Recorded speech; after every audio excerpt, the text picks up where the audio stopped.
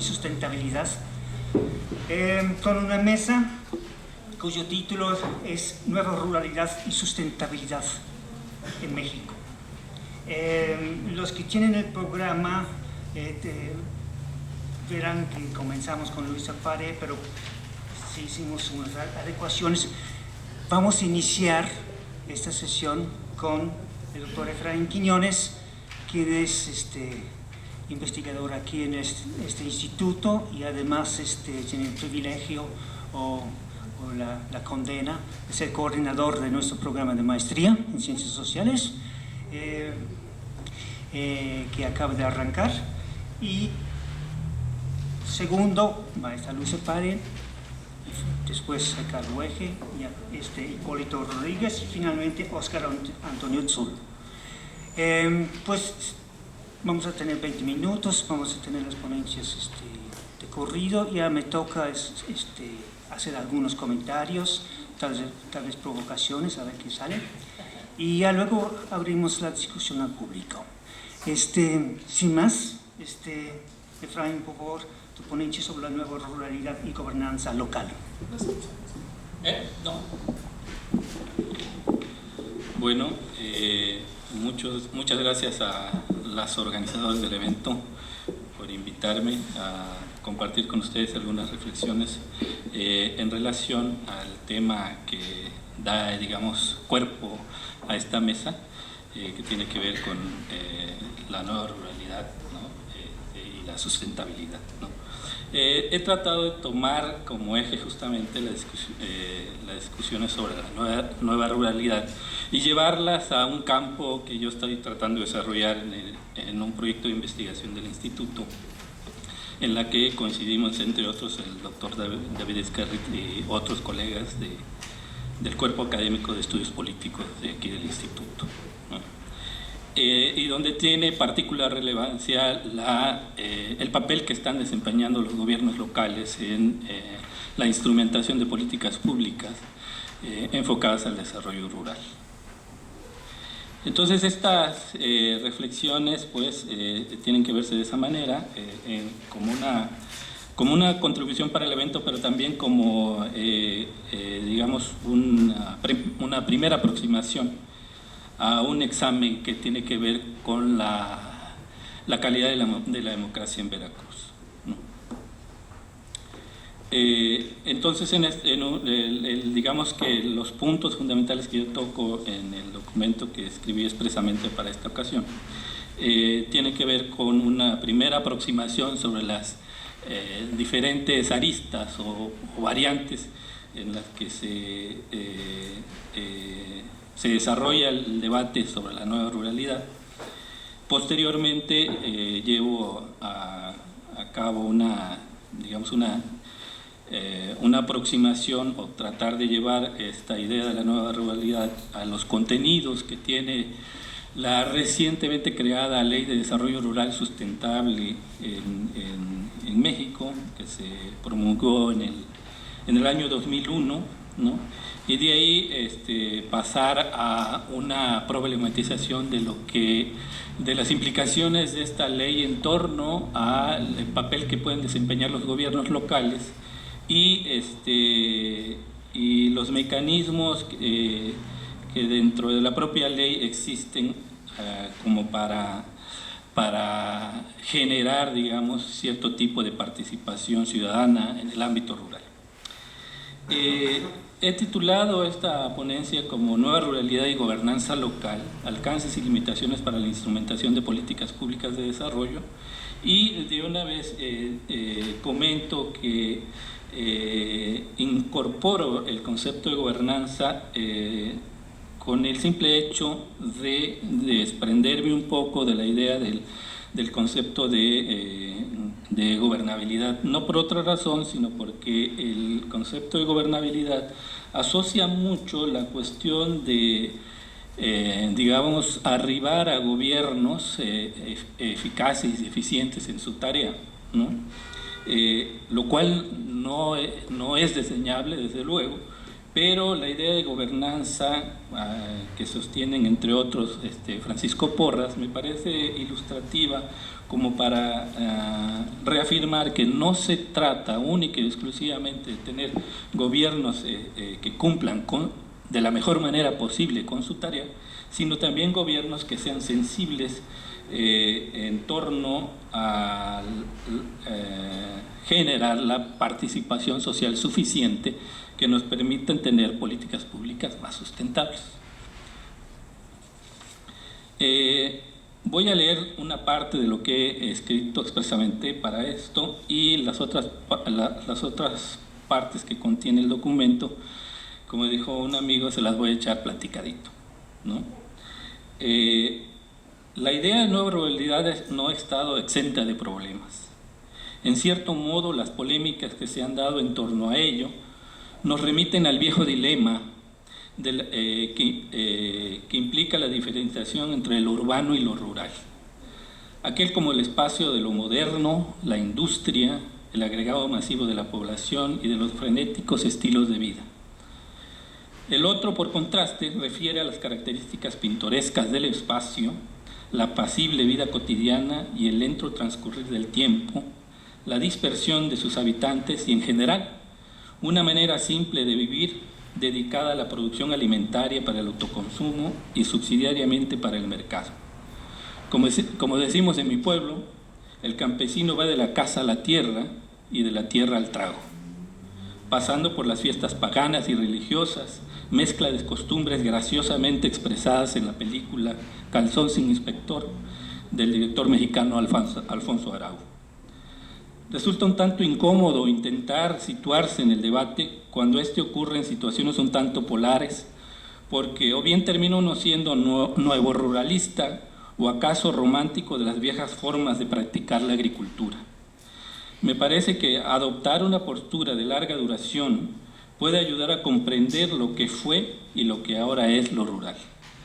Pero no es lo que voy a hacer ahora.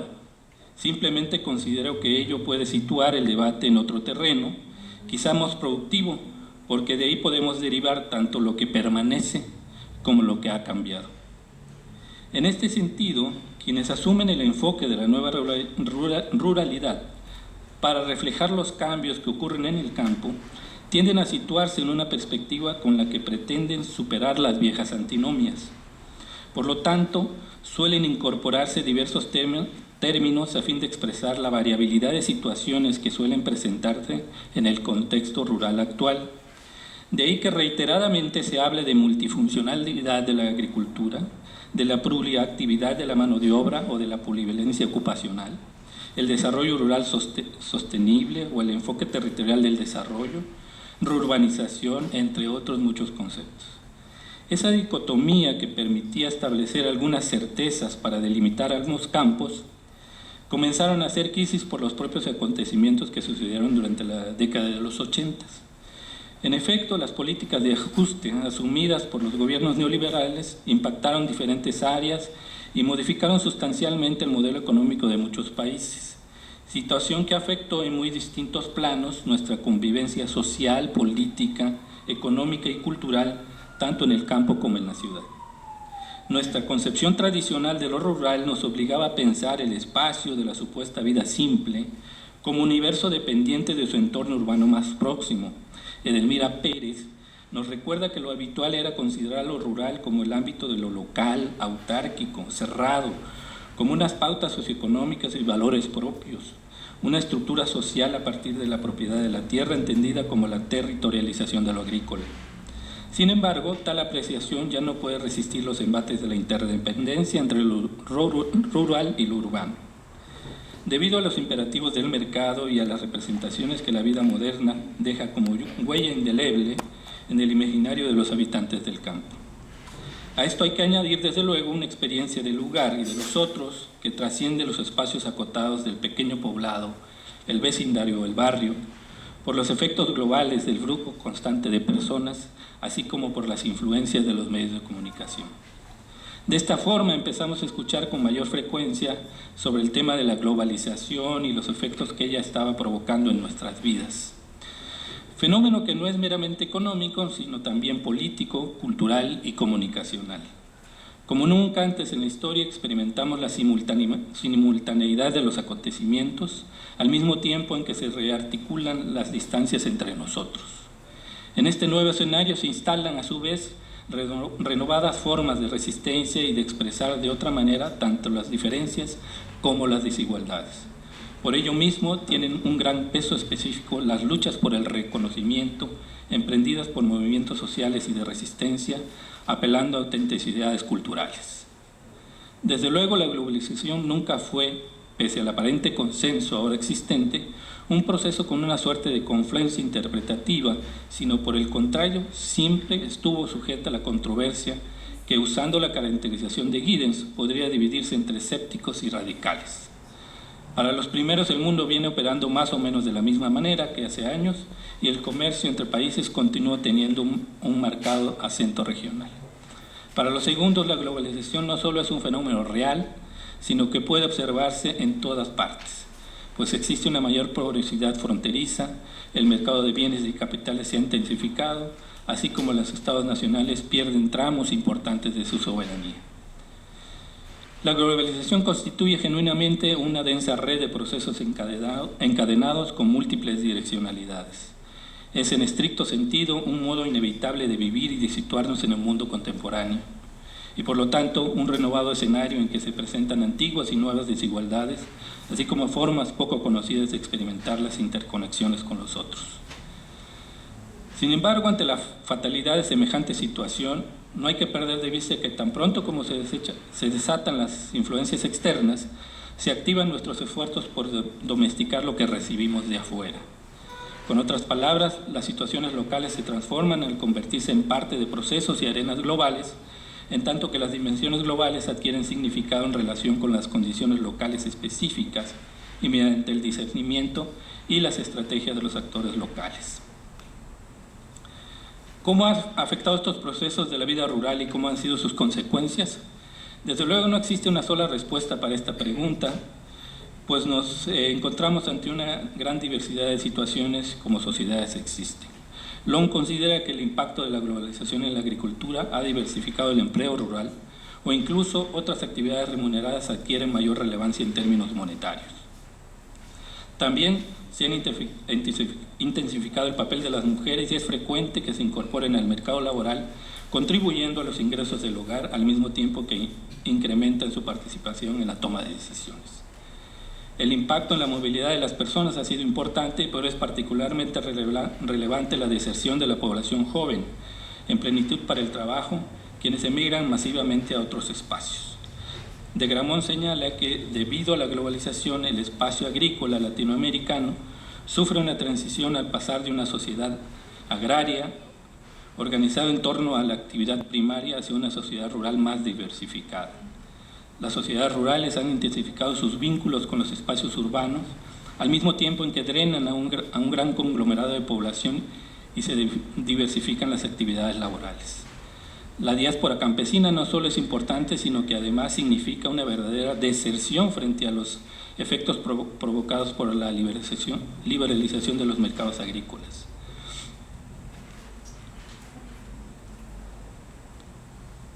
En general, se puede plantear que existen realidades contrastantes, digamos, ¿no? Porque no es lo mismo la nueva ruralidad en el contexto europeo que en el contexto latinoamericano, digamos, ¿no? Para diferenciarlo, podríamos decir que en el contexto europeo encontramos toda una estrategia, digamos, ¿no? Que significó la política agrícola común, ¿no? Para disminuir la brecha entre las diferentes regiones, incrementar los ingresos de los agricultores y aumentar los índices de producción, ¿no? De tal manera que tenemos una presencia importante, digamos, del Estado, pero a su vez esta presencia estatal y las consecuencias que ello tuvo, quizás el elemento más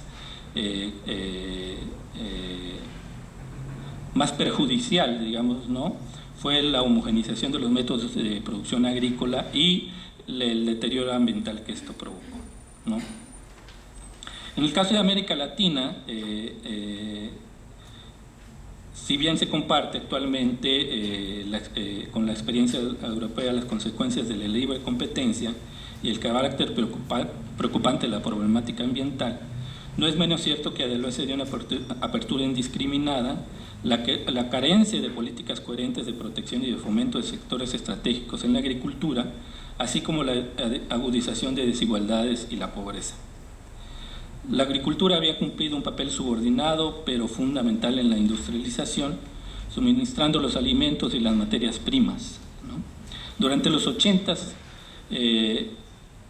las políticas de ajuste fueron sustituidas radicalmente las políticas de fomento y se privilegiaron las políticas aquellas que se les llama, o que los economistas suelen llamar, de las ventajas comparativas en el entorno de mercados abiertos.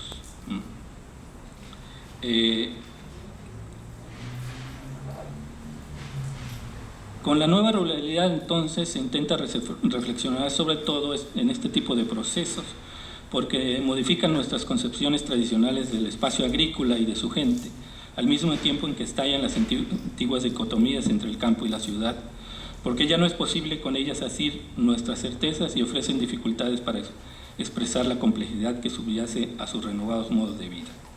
Quiero concentrarme en una vertiente, digamos, latinoamericana de la nueva ruralidad, que es aquella que tiene que ver con el enfoque territorial de la nueva ruralidad.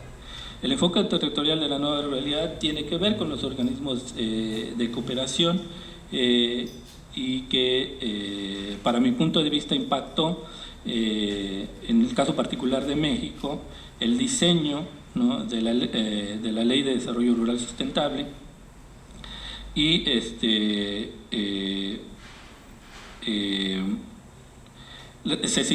Echeverry la sintetiza de esta manera. El territorio es la nueva forma de concebir el desarrollo rural, porque parte del supuesto de que éste debe tener un carácter integral, tomando en cuenta el marco institucional en que se inserta, así como rescatando el patrimonio cultural, histórico y político de las sociedades. Por lo tanto, la concepción de territorialidad rural se soporta en la revaloración del espacio rural y su geografía, comunidad de gestión que permite integrar una realidad económica multisectorial, dimensiones políticas, sociales, culturales y ambientales que han venido construyendo una institucionalidad dinámica, ¿no?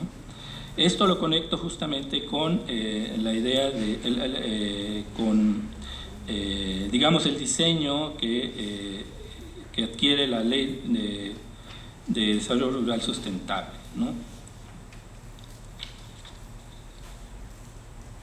Como ya decía, esta ley fue aprobada por el Congreso en el 2001 y en su diseño institucional invoca una reorganización institucional tratando de buscar cierta coordinación entre las diferentes dependencias de gobierno que están enfocadas al desarrollo rural, ¿no? Esa coordinación se logra a través de una suerte de instrumento de gobierno que se llama Programa Especial Concurrente, donde confluyen las diferentes secretarías de Estado y establecen, digamos, la base programática que tiene que ver con los apoyos dirigidos al campo o a un sector particular del campo mexicano. Entre otras cosas, la ley pretende supuestamente corregir las disparidades regionales y, entre otros elementos, también una cierta reconversión productiva y económica, ¿no? También contempla la idea de la capitalización de algunos sectores o de los sectores más desprotegidos del ámbito rural, ¿no? Sin embargo, esto, si lo confronta uno con la realidad, esto deja realmente mucho que desear. También está incorporado dentro de la ley la idea de la participación social que implica la conformación de consejos municipales de desarrollo rural sustentable, ¿no? Estos consejos municipales de desarrollo rural sustentable tienen dos componentes fundamentales. Uno que tiene que ver con lo que les llama el componente institucional y por el otro lado el componente social. El componente institucional tiene que ver con los diferentes actores gubernamentales que intervienen en el proceso, y por el otro lado el sector social pues son grupos, individuos de la sociedad civil que tienen algo que ver con el tema, ¿no?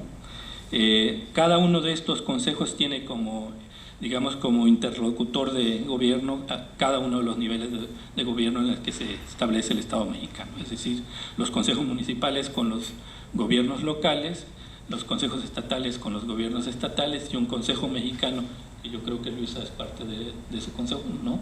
Bueno, entonces el consejo mexicano que tiene su interlocutor a nivel de gobierno con el gobierno federal, no tiene invitado. Esto, lo que yo intento de relacionar aquí es que esto ofrece nuevas responsabilidades a los municipios, y los municipios, particularmente los de características eminentemente rurales, ¿no? Lo que yo quiero decir aquí es que no están preparados para recibir tales responsabilidades, ¿no? Pese a que me parece que la lógica de la planeación me parece que es correcta, ¿no? Es decir, del ámbito local a los diferentes ámbitos posteriores, digamos, ¿no? Me parece que invertir la lógica es invertir también la lógica centralista que habíamos estado sufriendo durante muchísimos años. Entonces me parece que la lógica de la planeación sí debe ser esa, ¿no? Pero se requiere todavía muchísimo más que voluntad y diseños legales como para que esto funcione de la mejor manera posible, ¿no? Entonces los ayuntamientos y los alcaldes atraviesan por una serie de problemas, ¿no? Que no siempre están preparados para poder solventar, ¿no?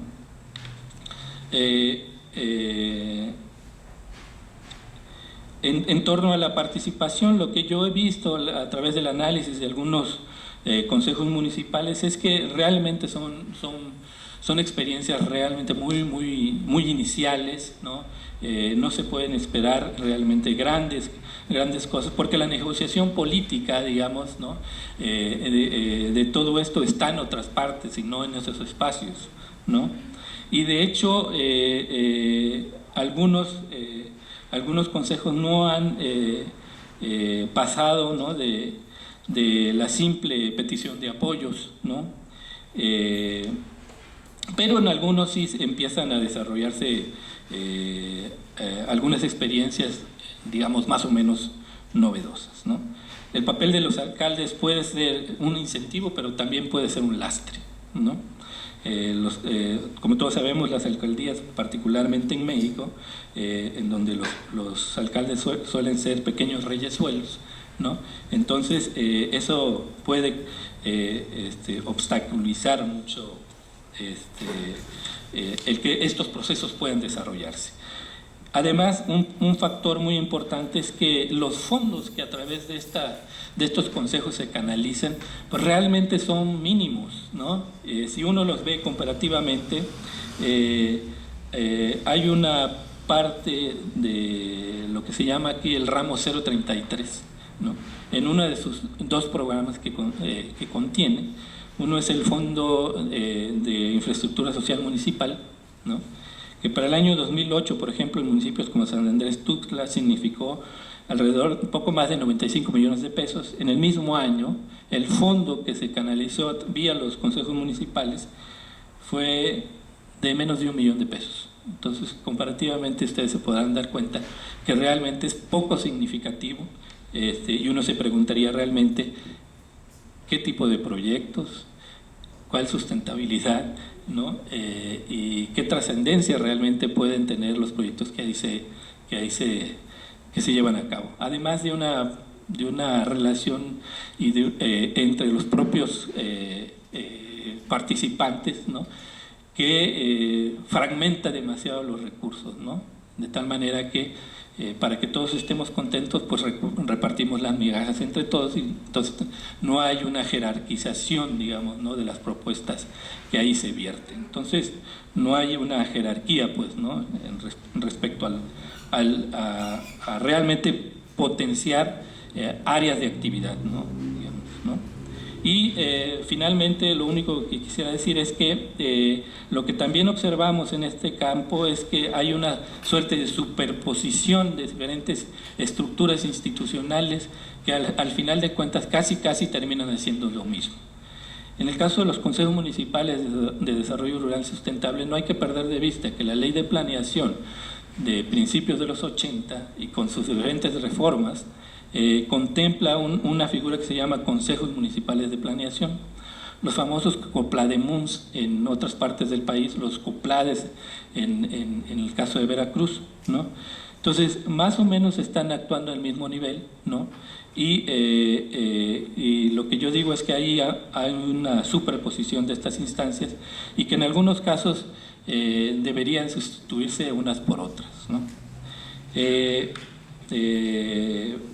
Lo único ya finalmente que quiero decir es que estas experiencias de los consejos municipales, como decía, son apenas muy iniciales y con frecuencia poco halagadoras. La incorporación de la figura de los consejos a la ley apunta, al menos formalmente, a buscar nuevos esquemas para la gobernanza local, pero ello difícilmente puede alcanzarse si no se ofrecen incentivos adecuados para el fortalecimiento en paralelo de actores de la sociedad civil a fin de lograr no solo la eficiencia en la gestión, sino además transparencia en el manejo de recursos que permitan construir políticas públicas más sustentables y basadas en el consenso. Muchas gracias.